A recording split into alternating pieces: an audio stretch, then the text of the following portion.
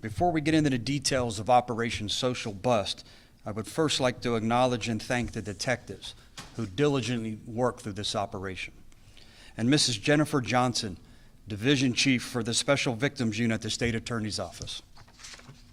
Thank you. These are certainly not the types of cases anyone wants to work. Protecting children from online predators is a responsibility we take seriously, and take seriously in a steadfast commitment of your Sheriff's Office. Today I'm announcing the conclusion of yet another undercover operation that targeted individuals who attempted to prey on our children. Over a period of just 4 days, detectives interacted with 22 individuals who wanted nothing more than to have sex with a child. These sleazy criminals use social media to chat with kids in an attempt to lure them into having sex. Some even lied about their ages to seem younger and more attractive to their victims. Thankfully, these individuals were talking to detectives instead of a vulnerable child who could have been exploited. Operation Social Bust ran from September 29th through October 2nd and involved detectives using fake social media accounts posing as teenage girls and boys.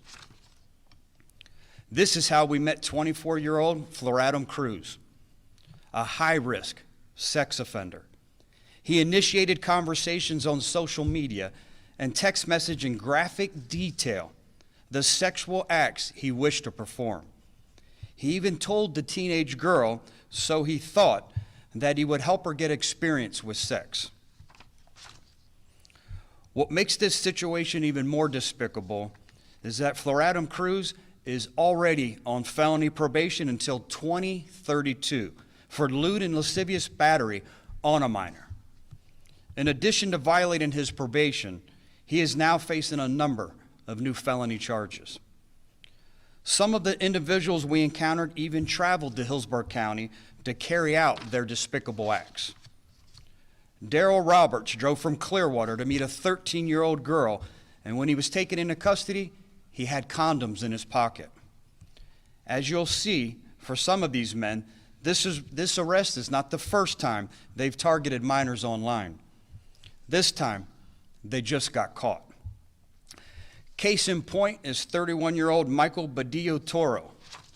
He solicited undercover detectives not once, but twice during the same 4-day operation, texting 2 separate juvenile profiles of 15-year-old girls. In both cases, he described the sexual acts he wished to perform on these young girls. And he thought he got lucky when one of the girls agreed to meet him.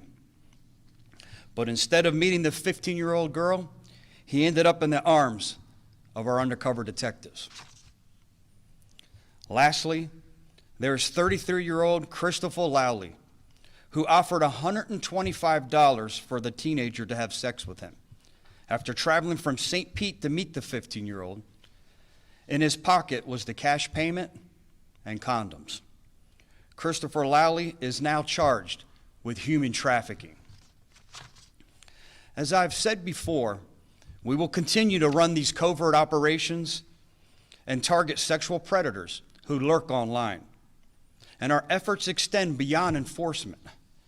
Education is a critical component of our strategy, and with Super Bowl 55 rapidly approaching, we have also increased our awareness campaign in how to protect children and identify the signs of human trafficking.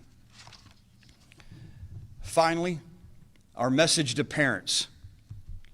Protecting children online and preserving their innocence is a shared responsibility and involves law enforcement, our community, and you. Be mindful of what your child is doing online and who they are talking to. And take the necessary steps to educate your child to prevent these online predators from taking their innocence. When it comes to children being online, there is no such thing as being too overprotective as a parent. I'm now happy to take any questions. Sir, can you explain why Mr. Lowley was